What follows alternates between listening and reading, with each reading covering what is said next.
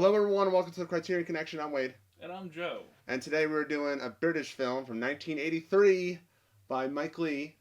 We did Naked a couple months ago, and now we're doing another one called Meantime. I'm sorry, I should say it better. Meantime. Yes, that was my Tim Roth impression. That might be your best impression, ever. Thank you. Thank ever. You? I guess. Thank you. I don't know. This movie stars Tim Roth, and it's basically Tim Roth. Gary Oldman in his first on-screen performance. Yes.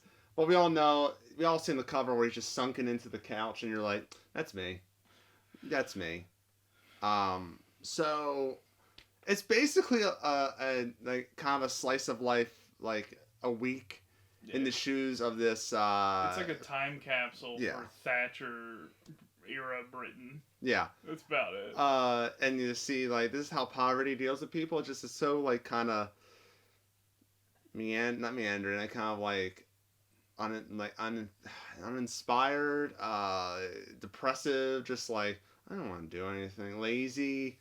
A lot of things in there, and what I appreciate of Mike Leigh is his way to film real people. These people felt like real people. Like the Coxie character, we all know people from that. From high school, we all know people like Coxie. They're just, there's no filter. They're kind of ADHD. They're they're just doing random stuff like, oh, I'm gonna quack for some reason. They just do random things, like get inside of like a barrel. Yeah, the rusty barrel thing where he's just like rolling and like slamming like another pipe into and back and forth. And you just show it. Just that's it. Yeah. You have Tim Roth who's just like he's useless in this entire movie. He doesn't until the end. He doesn't react to anything. He's just like what? He just watches. It's a very aimless. Yes. Is kind of where I would go. Yeah. There's no incentive to improve what's going on. Yes. Even though, because it's like it's so much work to even try and get close to like working a job, but you're still gonna be in poverty. Yeah. And it's just like this feeling that the city is just gonna suck you in and then like eventually spit you out. Yeah. At some point. Colin is a Muppet.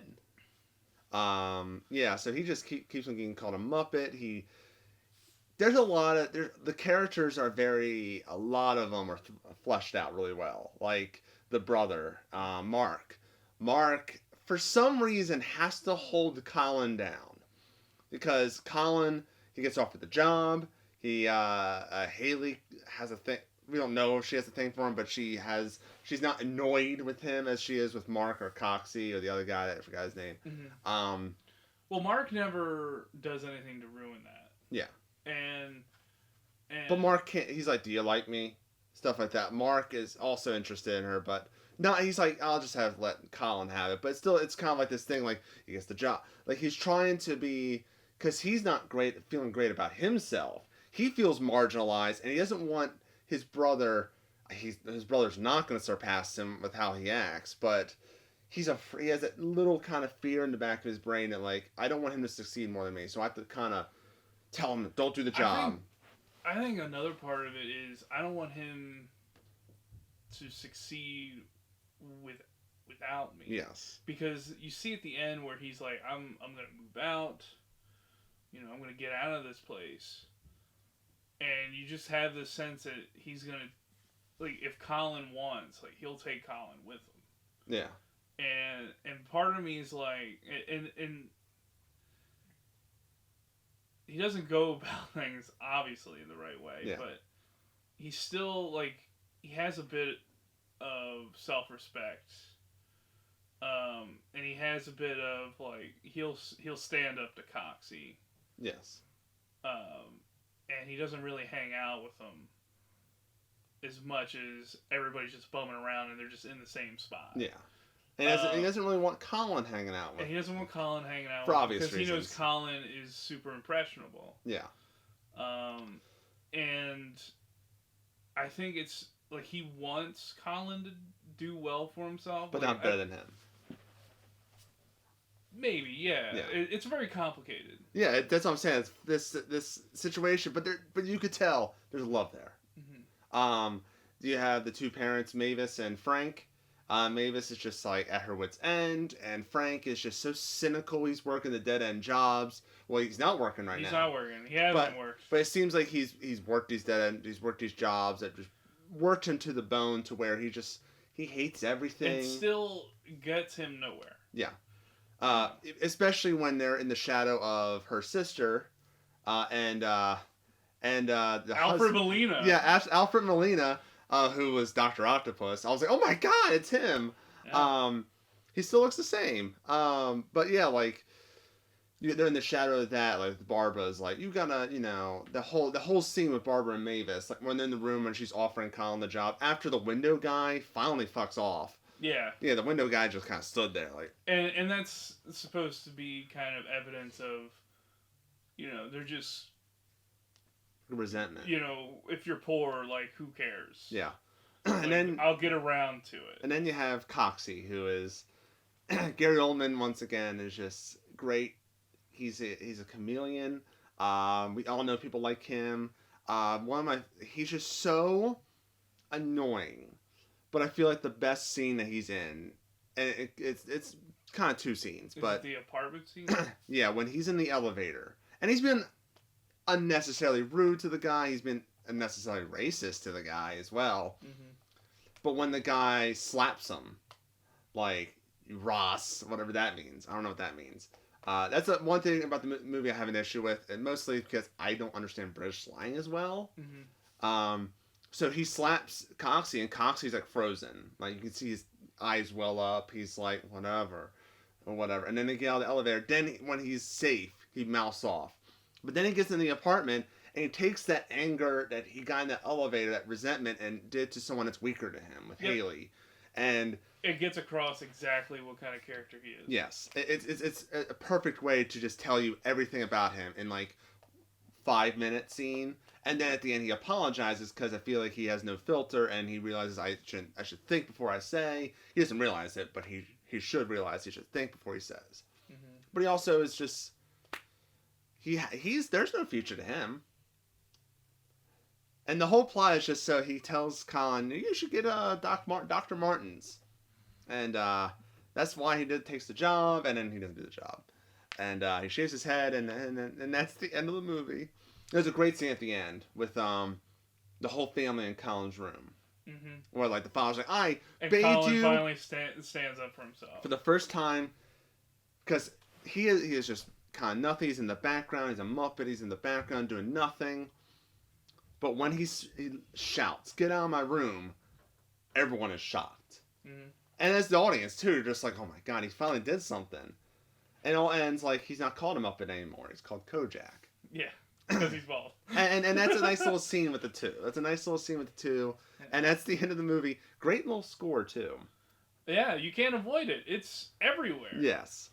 It's like poverty. It's everywhere. Yeah, there's music constantly in the movie. Yeah. But I really like the movie. I enjoyed it for what it is. It's not like Seven Samurai where it's a must watch, but it's not bad. The only issue with the movie, it does meander. It has no point to it sometimes. Yeah, to me, it's okay. It's not. I don't like it. I don't like it as much as Naked is. But also, this movie didn't have rape in it, so I'm okay with that. I'm very okay with there's no rape in this one. Like the performances are good, and the writing's spot on. Like it's very conversational. But the movie's okay to me. Yeah, that's fine. I perfectly can understand that. I have now seen it, and I don't need to see it anymore. I own it, so. Yeah, it's one of these movies where, like, yep, he's a good director, you got good actors. And this is early stuff. This is 1983. It's a TV movie. Life is Sweet, Life's So Sweet, and Naked and Tipsy Turvy. Those are like 90s. Mm-hmm. So this is early Mike Lee. Yeah, and like I said, it's good. It's just first off, you wouldn't really think of this as like a TV movie, but it is. Yeah. Maybe the British have like a higher standard of television movies than we do. Yeah. But yeah, like for me, it wasn't life changing. It wasn't like the performances weren't like awe inspiring. Like it's Gary Oldman putting in a great Gary Oldman performance. Early Gary Oldman performance, yeah. Tim Roth putting in a great performance. Yeah. Mark putting in the guy who plays Mark. Yeah. Putting in a great performance. But other than that, like, there's nothing extremely special about it. I think it's just kind of one of those time capsule movies where it's like this is how it was under Thatcher, especially in the early like 80s. Yeah. But other than that, like I don't have that kind of connection to it. So to me, it's just I've seen it. It's great movie. Like it's good. It's a good quality movie, but I don't need to see it anymore. That said, Joe, buy, rent, or stream, or skip. I'll just.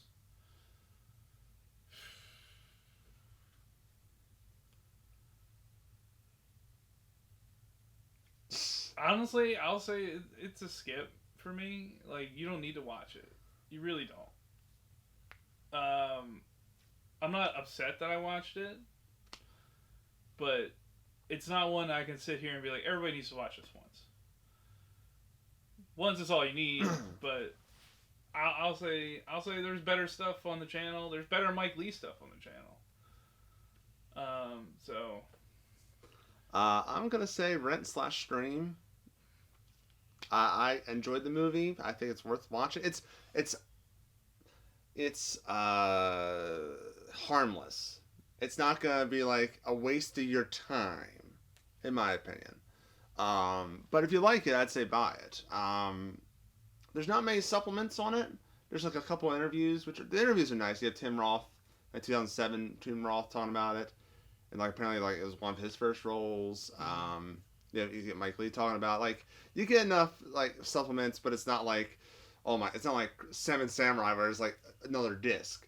It's I enjoyed Meantime. I'd say rent it, stream it, see what you think of it, and you can also tell us what you think in the comments section below.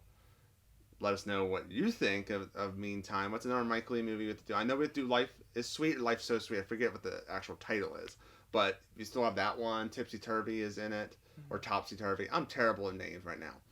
But just let us know in the comment section below. Also check out our naked review. We were not naked in the review. I'll probably put a link right there. Subscribe, share. Like I said, we're getting more and more people showing up to these videos. So please share it. Keep on sharing it so everyone can get involved. So we get more conversations going. More people saying we suck. More people saying it's always fun. Yeah, more people saying we don't have opinions. We do have opinions, but okay. Yeah, so and anything else, just let us know in the comment section below. I'm not sure what we're doing next week. I think it's a Joe pick, I think. So it might be. I don't know. It's going to be something I'm going to hate. I'm kidding. It's going to be long. It's going to be very long. I know it. You always pick the long movies. Yeah. I pick the 90 minutes. I can easily watch it in the morning, So, until next time, I'm Wade. And I'm Joe. And we will see you later.